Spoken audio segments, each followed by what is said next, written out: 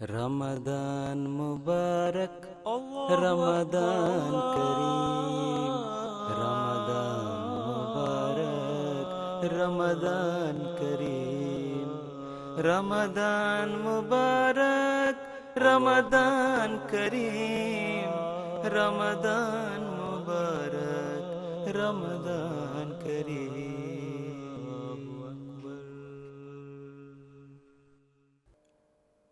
اعوذ باللہ من الشیطان الرجیم، بسم اللہ الرحمن الرحیم۔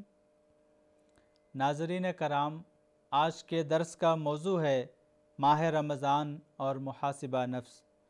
انسان کی ترقی کے لیے ضروری ہے کہ اپنے نفس کا محاسبہ کرتا رہے تاکہ جو خامیاں اور نقائص سامنے آئیں انہیں دور کرنے کی کوشش کر سکے اور پہلے سے بڑھ کر محنت کر سکے۔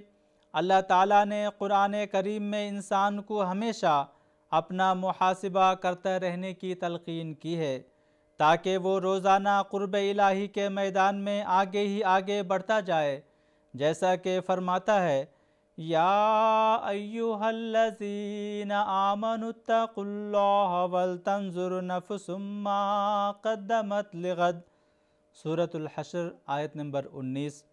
یعنی اے وہ لوگو جو ایمان لائے ہو، اللہ کا تقوی اختیار کرو اور ہر جان یہ نظر رکھے کہ وہ کل کے لیے کیا آگے بھیج رہی ہے۔ اس آیت سے واضح ہے کہ خود احتسابی بہت ضروری ہے۔ ہمارے پیارے آقا سیدنا حضرت محمد مصطفیٰ صلی اللہ علیہ وسلم ہر رات بستر پر جانے سے قبل خود اپنا جائزہ لیا کرتے تھے۔ آپ نے فرمایا عقل مند وہ ہے جس نے اپنے نفس کو عبادت میں لگایا، اس کا احتساب کیا اور موت کے بعد پیش آنے والے امور کے لیے تیاری کی، اور بے وقوف وہ ہے جو اپنے نفس کی پیروی کرے اور اللہ تعالیٰ سے امید رکھے۔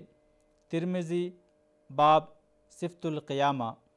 حضرت عمر فاروق رضی اللہ تعالیٰ عنہ کا مشہور قول اس طرح ہے کہ اپنے نفسوں کا احتساب کر لو قبل اس کے کہ تمہارا احتساب کیا جائے۔ بڑی پیشی کے لیے اپنے آپ کو تیار کر لو اور قیامت کے دن اس آدمی کا حساب آسان ہو جائے گا جس نے اس دنیا میں اپنا احتساب کیا۔ امام الزمان حضرت مسیح موعود علیہ السلام فرماتے ہیں ہر ایک خیر اور شر کا بیج پہلے دل میں ہی پیدا ہوتا ہے۔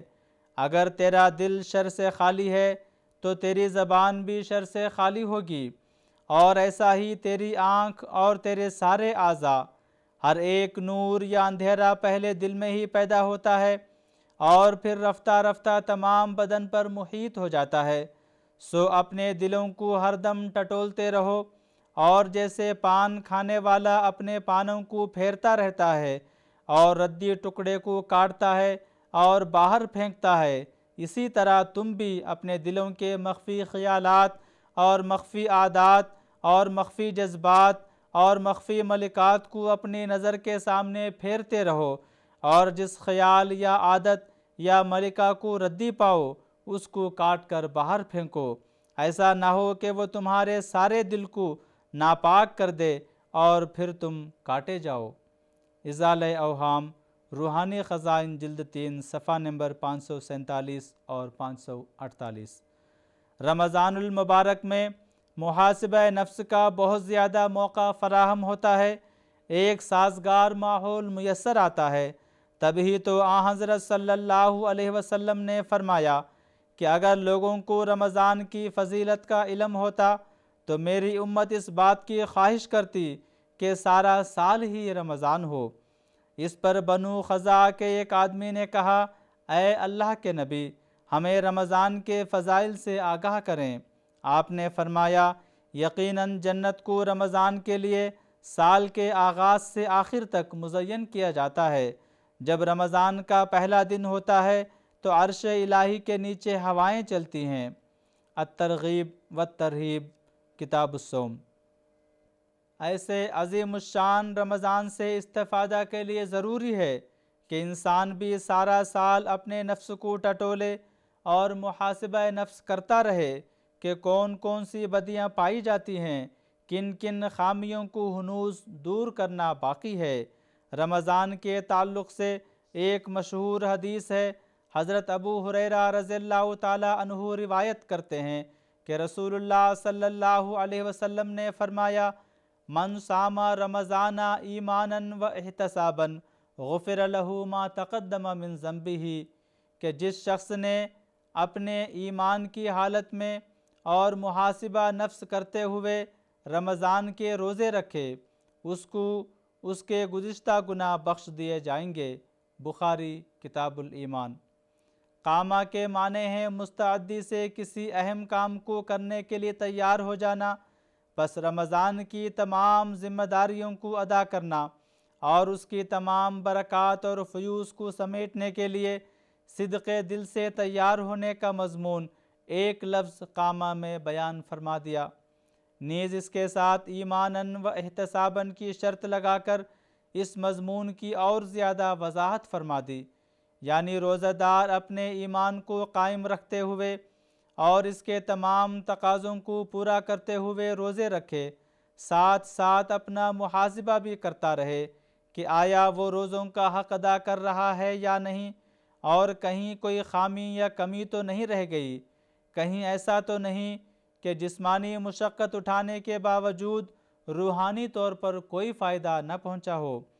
حضرت انس بن مالک رضی اللہ تعالی عنہ روایت کرتے ہیں کہ دو عورتوں نے روزہ رکھا اور دونوں نے ایک ساتھ بیٹھ کر دوسروں کی غیبت کی۔ رسول اللہ صلی اللہ علیہ وسلم کو ان کے بارے میں معلوم ہوا تو آپ نے فرمایا، انہما لم یصوما وکیف صاما من ظل ھذا اليوم یاکل لحوم الناس، یعنی ان دونوں نے روزہ نہیں رکھا، بھلا اس کا روزہ کیسے ہوگا جو روزہ رکھے اور غیبت کر کے لوگوں کا گوشت کھائے۔ دوسری روایت میں یہ الفاظ بھی آتے ہیں، ان ہاتین صامتا عما احل اللہ لہما وافطرتا علی ما حرم اللہ علیہما، مجمع الزوائد، یعنی انہوں نے اس چیز سے روزہ رکھا جو اللہ نے ان کے لیے حلال کیا تھا، اور پھر انہوں نے اس چیز سے افطار کر لیا جو اللہ نے ان کے لیے حرام کیا تھا۔ ہمیں بار بار اپنے نفس کا محاسبہ کرنا چاہیے کہ ہماری زندگی میں رمضان آنے کے باوجود ہم رمضان سے محروم رہنے والے نہ ہوں، چونکہ رسول اکرم صلی اللہ علیہ وسلم نے فرمایا، فَإِنَّ الشَّقِيَّ مَنْ حُرِمَ فِيهِ رحمت اللہ عز وجل، کنز الامال، کہ بڑا ہی بدبخت ہے وہ انسان جو اس ماہ میں بھی اللہ کی رحمت سے محروم رہے۔ اس کے برعکس فرمایا، اذا سلم رمضان سلمت السنۃ، کہ رمضان سلامتی سے گزر گیا تو سمجھو کہ سارا سال سلامتی سے گزر گیا۔ اس میں یہ راز ہے کہ رمضان نیکیوں کی وہ پختہ عادت ڈال جاتا ہے جس کے نتیجے میں انسان سارا سال گناہوں سے بچ جاتا ہے۔ رمضان کا مہینہ عرش سے فرش تک نیکیوں اور رحمتوں اور بخششوں کے لیے معمور کیا جاتا ہے۔ حضرت مسلم موعود رضی اللہ تعالی عنہ رمضان سے متعلق عظیم الشان فلسفی یوں بیان فرماتے ہیں، نماز کی طہارت کا مدار اس امر پر ہے کہ کوئی چیز جسم سے خارج نہ ہو، لیکن روزہ کی طہارت کا مدار اس امر پر ہے کہ کوئی چیز جسم کے اندر داخل نہ ہو۔ ان دونوں باتوں کو ملا کر یہ لطیف بات نکلتی ہے کہ انسان طہارت میں اس وقت تک کامل نہیں ہو سکتا جب تک وہ دو احتیاطیں نہ کرے، یعنی بعض چیز اپنے جسم میں سے نہ نکلنے دے اور بعض چیزیں داخل نہ ہونے دے۔ بعض ایسے حالات ہوتے ہیں کہ اگر انہیں ظاہر کیا جائے تو طہارت باطل ہو جاتی ہے، لیکن اگر ان کو دل میں ہی رکھیں تو نیکی بن جاتی ہے۔ یہ سبق نماز سے حاصل ہوتا ہے۔ دوسری چیز یہ ہے کہ کوئی چیز جسم میں داخل نہ ہونے دی جائے۔ اس کی مثال جھوٹ، استہزاء، چغل خوری اور غیبت وغیرہ کی باتیں ہیں۔ ان کا نہ سننا بھی نیکی ہوتا ہے، کیونکہ ایسی باتیں انسان کو روحانیت سے عاری کر دیتی ہیں۔ پس اخلاق فاضلہ کو مکمل کرنے کے لیے ان دونوں کا خیال رکھنا ضروری ہوتا ہے کہ بعض قسم کے گندوں کو باہر نہ نکلنے دیا جائے اور بعض کو اندر داخل نہ ہونے دیا جائے۔ روزہ ہمارے لیے سبق رکھتا ہے کہ ہم ان تمام ناپاک اور گندی باتوں سے بچیں جن کو اپنے اندر داخل کرنے سے روحانیت باطل ہو جاتی ہے۔ تفسیر کبیر جلد دوم صفحہ نمبر 381 382۔ حضرت صلی اللہ علیہ وسلم کے غلام صادق حضرت مسیح موعود علیہ السلام فرماتے ہیں، خدا تعالیٰ بھی انسان کے اعمال کا روزنامچہ بناتا ہے، پس انسان کو بھی اپنے حالات کا ایک روزنامچہ تیار کرنا چاہیے اور اس میں غور کرنا چاہیے کہ نیکی میں کہاں قدم آگے رکھا ہے۔ انسان کا آج اور کل برابر نہیں ہونے چاہیے۔ جس کا آج اور کل اس لحاظ سے کہ نیکی میں کیا ترقی کی ہے برابر ہو گیا، وہ گھاٹے میں ہے۔ ملفوظات جلد پنجم صفحہ نمبر 455۔ آپ پھر فرماتے ہیں، چاہیے کہ ہر ایک صبح تمہارے لیے گواہی دے کہ تم نے تقوی سے رات بسر کی، اور ہر ایک شام تمہارے لیے گواہی دے کہ تم نے ڈرتے ڈرتے دن بسر کیا۔ کشتی نو روحانی خزائن جلد 12 صفحہ نمبر 19۔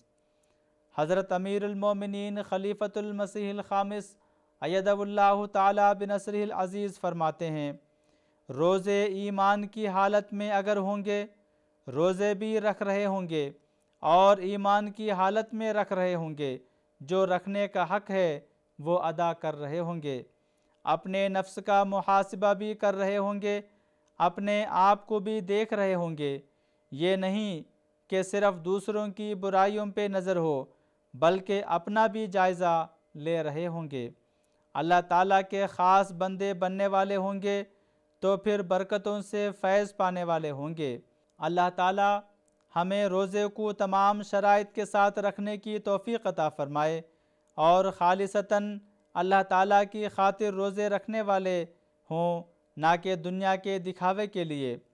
کوئی نفس کا بہانہ ہمارے روزے رکھنے میں حائل نہ ہو اور اس مہینے میں اپنی عبادتوں کو بھی زندہ کرنے والے ہوں، اور جب نیکیوں کے راستے پر اس رمضان میں چلیں، یہ بھی اس رمضان میں دعائیں کرتے رہنا چاہیے کہ نیکیاں رمضان کے ختم ہونے کے ساتھ ختم نہ ہو جائیں بلکہ ہمیشہ ہماری زندگیوں کا حصہ بنی رہیں، اور ہم میں سے ہر ایک اللہ تعالیٰ کے پیاروں میں شامل ہو، اس کا پیار حاصل کرنے والا ہو، اور ہمیشہ اس کے پیار کی نظر ہم پر پڑتی رہے، اور یہ رمضان ہمارے لیے جماعت کے لیے غیر معمولی فتوحات لانے والا ہو۔ آمین۔ وآخر دعوانا ان الحمد للہ رب العالمین۔